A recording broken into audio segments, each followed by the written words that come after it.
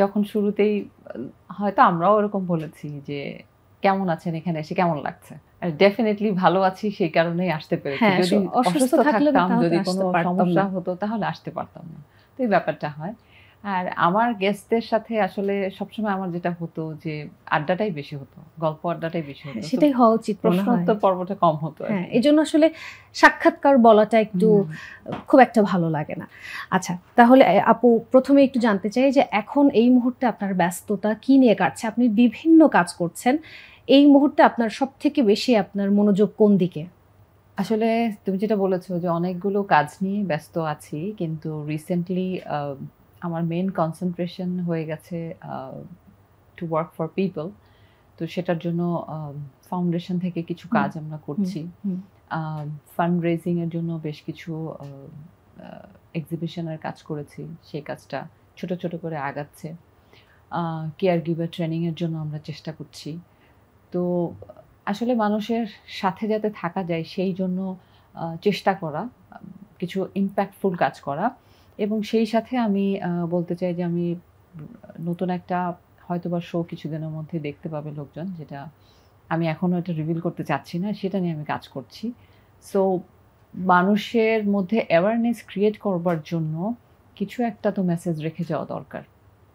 তো সেটার জন্য এখন রিসার্চ ওয়ার্কের মধ্যে আছি, কাজ করছি, যে হয়তো খুব শীঘ্রই দেখা যাবে। এই যে বলছেন ইম্প্যাক্টফুল কিছু একটা করে রেখে যেতে হবে মানুষের জন্য, এটার জন্য খুব কঠিন একটা বোধহয় শব্দ আপনি বেছে নিয়েছেন, ক্যান্সার। নিজের অভিজ্ঞতার জন্যই বেছে নেওয়া হয়তো খুবই ভারী একটা শব্দ।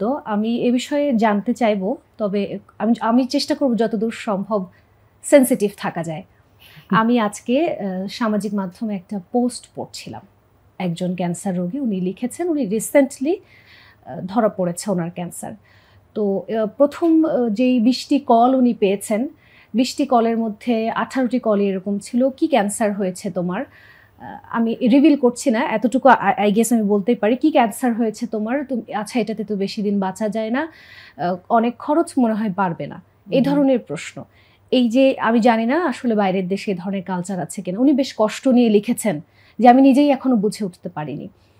তো এটা আসলে মানুষের জন্য, একজন রোগী যিনি আসলে সম্প্রতি ধরা পড়েছে তার জন্য তো আসলে খুব কঠিন।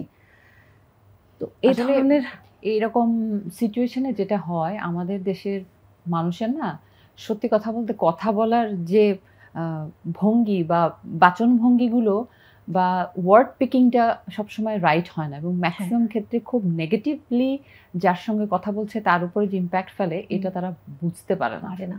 তো ওই সেন্সটা তাদের নাই।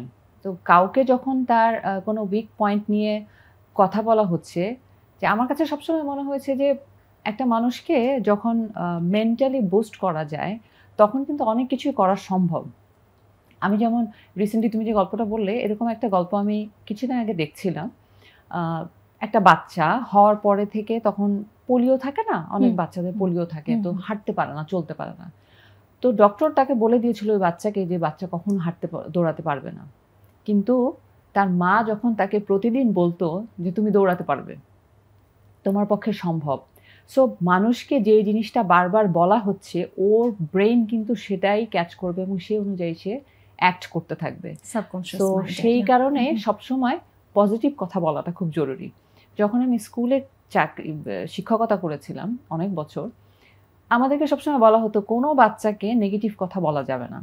ছোটবেলা থেকে অনেক সময় অনেক বাচ্চা অনেক কিছুতে উইক থাকতে পারে, তো তাকে কিভাবে মেন্টালি বুস্ট আপ করা যায় বা তাকে কোনভাবে কথা বললে সে অনেক বেশি এনকারেজড হবে, হয়তো যেই কাজটা সে পছন্দ করছে না সেই কাজটাও সে পছন্দ করে করতে চাইবে, ওই যে সেন্সটা মানুষের মধ্যে ডেভেলপ করাটা, এটা আমার মনে হয় আমাদের আম জনতা সবার মধ্যে এই জিনিসটা আসা দরকার, যেটা আমাদের দেশের কালচারে একেবারেই নেই। হ্যাঁ, আর আমার মনে হয় আমরা সব থেকে যেসব পরিস্থিতি আমাদেরকে একটু অপ্রস্তুত করে দেয়, সেসব পরিস্থিতিতে আসলে আমরা কি বলবো বুঝতে না পেরে একটা নেতিবাচক কথা বলে ফেলি।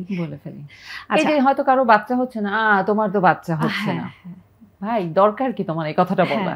আমার কথা কম বলাটা আমরা আসলে শিখিনি এখনো, বা কোথায় গিয়ে কোন কথাটা বলতে হবে কিছু একটা বলে ফেললাম,